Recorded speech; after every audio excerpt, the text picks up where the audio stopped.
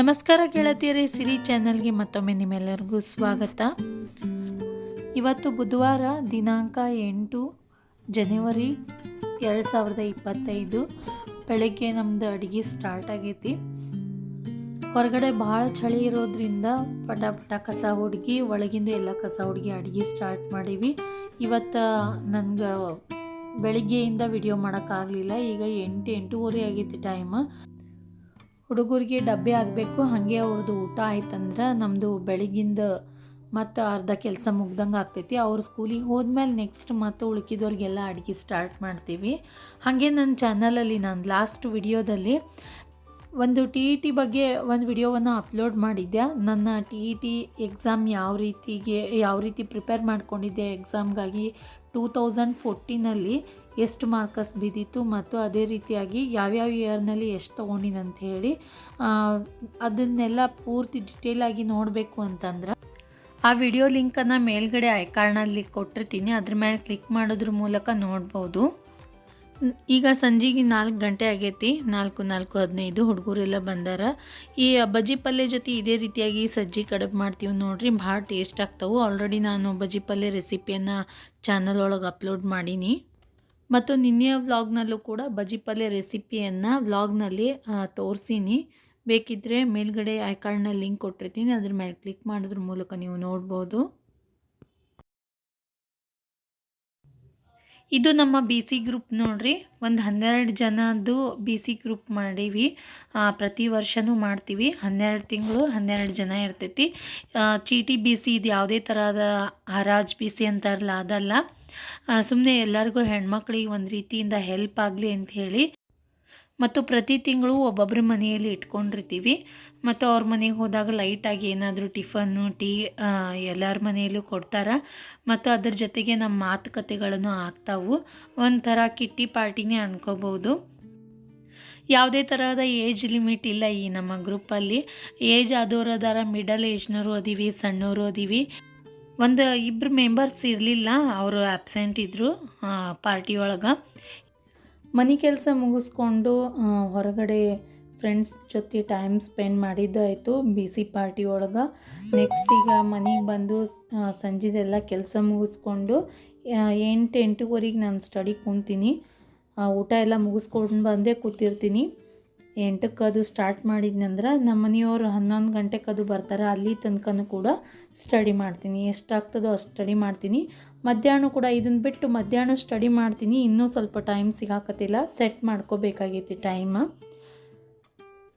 ಇವತ್ತು ಕೂಡ ಸೈಕಾಲಜಿನೇ ಸ್ಟಡಿ ಮಾಡೀನಿ ನೋಡ್ರಿ. ನಿನ್ನೆ ಏನು ಸ್ಟಡಿ ಮಾಡಿದ್ನಲ್ಲ ಅದರದ್ದೇ ಕಂಟಿನ್ಯೂ. ಲಾಸ್ಟ್ ವಿಕಾಸದ ಹಂತಗಳು ನಾನು ಓದ್ಕೊಂಡೀನಿ. ವಿಕಾಸದ ಹಂತಗಳವರೆಗೂ ಇವತ್ತು ಸ್ಟಡಿ ಮಾಡಿದ್ದೆ. ಅದನ್ನು ಬೇಕಿದ್ರೆ ನೋಟ್ಸನ್ನು ನಾನು ಒಂದು ಸಣ್ಣ ವಿಡಿಯೋ ಮಾಡಿ ಅದನ್ನು ಕೂಡ ಬೇಕಿದ್ರೆ ಪಾಯಿಂಟ್ಸ್ಗಳ ನೋಟ್ಸನ್ನು ವಿಡಿಯೋ ಮಾಡಿ ಹಾಕ್ತೀನಿ. ಅಂದರೆ ಜಾಬ್ಗೆ ಹೋಗೋರಿಗೆ ಯೂಸ್ ಆಗಲಿ ಅಂಥೇಳಿ ನಾನು ವಿಡಿಯೋ ಮಾಡಿ ಹಾಕ್ತೀನಿ ಅಂದ್ಕೊಂಡೆ. ಅದು ಮತ್ತೇನು ಬೇರೆ ಪರ್ಪಸ್ ಇಲ್ಲ. ನೋಟ್ಸ್ ಮಾಡ್ಕೊಂಡು ಓದ್ತೀನಿ ಅಂದ್ರೆ ವಾಮದೇವಪ್ಪನ ಬುಕ್ ಮಾತ್ರ ಭಾರಿ ಬೆಸ್ಟ್ ಐತಿ. ನಾನು ಫಸ್ಟ್ TETಗೆ ಯಾವುದೇ ರೀತಿಯಾದಂಥ ಬುಕ್ಸ್ಗಳು ಕೂಡ ನನಗೆ ಗೊತ್ತಿರಲಿಲ್ಲ. ಸೈಕಾಲಜಿ ಬುಕ್ಸ್ ನಾವೇನು D.Ed ಒಳಗೆ ಓದಿದ್ವಲ್ಲ ಅಷ್ಟೇ ಗೊತ್ತಿತ್ತು. ಬೇರೆ ಬೇರೆ ಆಥರ್ ಬುಕ್ಸ್ಗಳು ನಂಗೆ ಗೊತ್ತಿರಲಿಲ್ಲ. ಒಂದೇ ನಾನು ಓದ್ಕೊಂಡಿದ್ದೆ. ಇದೇ ಸರ್ತಿ ಈಗ 2022 ಒಳಗೆ ಏನು TET ಅಟೆಂಡ್ ಮಾಡಿನಲ್ಲ ಅವಾಗೆಲ್ಲ ವಾಮದೇವಪ್ಪ ಅವ್ರ ಬುಕ್ಕನ್ನೇ ನಾನು ಓದಿರೋದು. ಅದ್ರ ಜೊತೆಗೆ ಸ್ವಲ್ಪ ಸಾಧನಾ ಅಕಾಡೆಮಿ ಮತ್ತು ನವಚೈತನ್ಯ ಇವರ ವಿಡಿಯೋಸ್ಗಳನ್ನು ನೋಡಿ ಒಂದಿಷ್ಟು ಬೇರೆ ಬೇರೆ ನೋಟ್ಸ್ಗಳನ್ನು ಕೂಡ ಮಾಡ್ಕೊಂಡಿದ್ದೆ. ಅದನ್ನು ಬೇಕಿದ್ರೆ ನಿಮಗೆ ಅಪ್ಲೋಡ್ ಮಾಡ್ತೀನಿ ಈ ಚಾನಲ್ನೊಳಗೆ. ಬೇಕಿದ್ರೆ ನೀವು ಕಮೆಂಟ್ ಸೆಕ್ಷನ್ ಒಳಗೆ ತಿಳಿಸ್ರಿ. ಇದ್ರ ಜೊತೆಗೆ ನಾಳೆಯಿಂದ ಪರಿಸರ ಅಧ್ಯಯನದ ಬಗ್ಗೆ ನಾನು ಸ್ಟಡಿ ಸ್ಟಾರ್ಟ್ ಮಾಡ್ಕೋಬೇಕು ಅಂದ್ಕೊಂಡಿನಿ. ಪ್ರೈಮರಿ ಹಿಡಿದು ಸ್ಟಾರ್ಟ್ ಮಾಡ್ತೀನಿ.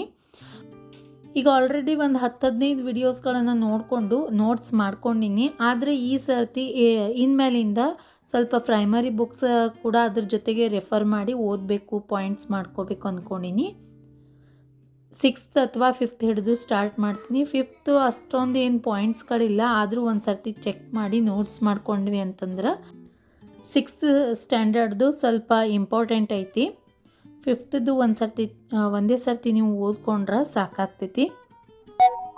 ಮತ್ತು ಈ ಸ್ಟಡಿ ಟೇಬಲ್ ನನಗೆ ಭಾಳ ಚಲೋ ಅನ್ಸೈತೆ ನೋಡ್ರಿ. ಇದು ಹುಡುಗರ ಸಲುವಾಗಿ ತೊಗೊಂಡಿದ್ದೆ. 3-4 ವರ್ಷ ಆಯಿತು ತೊಗೊಂಡು. ಆನ್ಲೈನ್ ಒಳಗೆ ಪರ್ಚೇಸ್ ಮಾಡಿದ್ದು. ಫ್ಲಿಪ್ಕಾರ್ಟ್ನಲ್ಲೊಂದು ಪರ್ಚೇಸ್ ಮಾಡಿದ್ವಿ ಮತ್ತು ಮೀಶೋದೊಳಗೆ ಒಂದು ಪರ್ಚೇಸ್ ಮಾಡಿದ್ವಿ. ಎರಡೂ ಕೂಡ ಸರಿಯಾಗಿ ಬಂದವು. ಸ್ವಲ್ಪ ಒಂದು ರೇಟ್ ಕಡಿಮೆ ಇತ್ತು, ಸ್ವಲ್ಪ ಸಾಧಾರಣ ಇತ್ತು. ಇದು ಚಲೋ ಐತಿ. ಈಗ ನಾನು ತೊಗೊಂಡು ಕುಂತಿದ್ದು ಚಲೋ ಐತಿ. ಇದು 4,500 ಬಿದ್ದೈತಿ. ಕಂಫರ್ಟ್ ಅನ್ನಿಸ್ತೈತಿ. ಎಲ್ಲಿ ಬೇಕಾದರೂ ನಾವು ಕುಂತು ಸ್ಟಡಿ ಮಾಡೋಕೆ ಅನುಕೂಲ ಐತಿ. ಇಲ್ಲ ಟೇಬಲ್ಸ್ಗಳಂದ್ರೆ ನಾವು ಅದೇ ಜಾಗಕ್ಕೆ ಕೂಡಬೇಕಾಗ್ತೈತಿ. ಒಂದೊಂದು ಸರ್ತಿ ಕೆಳಗೆ ಯಾರೂ ಇರಲ್ಲ, ಅವಾಗ ನಾವು ಈ ಕೆಳಗೆ ಅಭ್ಯಾಸ ಮಾಡಬೇಕಾಗಿರ್ತೈತಿ. ಆವಾಗಲೂ ಕೂಡ ಇದನ್ನೇ ತೊಗೊಂಡು ನಾನು ಸ್ಟಡಿ ಮಾಡ್ತೀನಿ. ಮತ್ತು ಇದ್ರ ಜೊತೆಗೆ ನಾನು ಕೆಲಸ ಮಾಡ್ತಾನೆ ಯಾವ ರೀತಿ ರಿವಿಷನ್ ಮಾಡ್ಕೋತೀನಿ ಅನ್ನೋದನ್ನು ಕೂಡ ನೆಕ್ಸ್ಟ್ ವಿಡಿಯೋಸ್ಗಳಲ್ಲಿ ತೋರಿಸ್ಕೊತಾ ಹೋಗ್ತೀನಿ. ಈ ಎಲ್ಲ ವಿಡಿಯೋಸ್ಗಳನ್ನು ನೆಕ್ಸ್ಟ್ ಬರೋ ವಿಡಿಯೋಸ್ಗಳನ್ನು ನೀವು ನೋಡಬೇಕು ಅಂತಂದ್ರೆ ನನ್ನ ಚಾನಲ್ಗೆ ಸಬ್ಸ್ಕ್ರೈಬ್ ಮಾಡ್ಕೊರಿ. ಸಬ್ಸ್ಕ್ರೈಬ್ ಮಾಡ್ಕೊಳ್ಳೋದ್ರಿಂದ ನಾನು ಹಾಕುವಂತಹ ಎಲ್ಲ ವಿಡಿಯೋಸ್ಗಳ ನೋಟಿಫಿಕೇಷನ್ ನಿಮ್ಮ ಮೊಬೈಲ್ಗೆ ಬರ್ತೈತಿ. ಮತ್ತು ನನಗೂ ಕೂಡ ನೆಕ್ಸ್ಟ್ ಹೊಸ ವಿಡಿಯೋಸ್ಗಳನ್ನು ಮಾಡೋದಕ್ಕೆ ಒಂದು ಮೋಟಿವೇಶನ್ ಸಿಕ್ಕಂಗೆ ಆಗ್ತೈತಿ. ಮತ್ತು ಸ್ಟಡಿಗೋಸ್ಕರ ಮತ್ತೇನಾದರೂ ನಿಮ್ಮ ಹತ್ರ ಸಜೆಷನ್ಸ್ ಇತ್ತು ಅಂತಂದ್ರೆ ನನಗೆ ಪ್ಲೀಸ್ ಕಮೆಂಟ್ ಸೆಕ್ಷನ್ ಒಳಗೆ ತಿಳಿಸ್ರಿ. ನೀವು ಯಾವ ರೀತಿ TET ಮತ್ತು CETಗೆ ಪ್ರಿಪೇರ್ ಮಾಡ್ಕೊಳಕತ್ತೀರಿ ಅಂಥೇಳಿ. ಇವತ್ತಿನ ಸೈಕಾಲಜಿ ಸ್ಟಡಿಯಲ್ಲಿ ನಿನ್ನೆ ಏನು ಬಿಟ್ಟಿದ್ನಲ್ಲ ಅದನ್ನೇ ಕಂಟಿನ್ಯೂ ಮಾಡ್ಕೊಂಡಿನಿ. ಭಾಳ ಪೇಜಸ್ ಓದಾಗ್ತಿಲ್ಲ, ಒಂದು 5-6 ಡಿಟೇಲಾಗಿ ಓದ್ಕೊಳಾಕ್ತೀನಿ. ಸ್ವಲ್ಪ ಬರ್ಬರ್ತಾ ಜಾಸ್ತಿ ಮಾಡ್ಕೋತೀನಿ. ಇವತ್ತು ನಾನು ವ್ಯಕ್ತಿಯ ವಿಕಾಸದ ಮೇಲೆ ಪರಿಸರದ ಪ್ರಭಾವದ ಬಗ್ಗೆ ಓದ್ಕೊಂಡೆ. ಅದು ಭೌತಿಕ ಪರಿಸರ, ಬೌದ್ಧಿಕ ಪರಿಸರ ಮತ್ತು ಸಾಮಾಜಿಕ ಪರಿಸರ.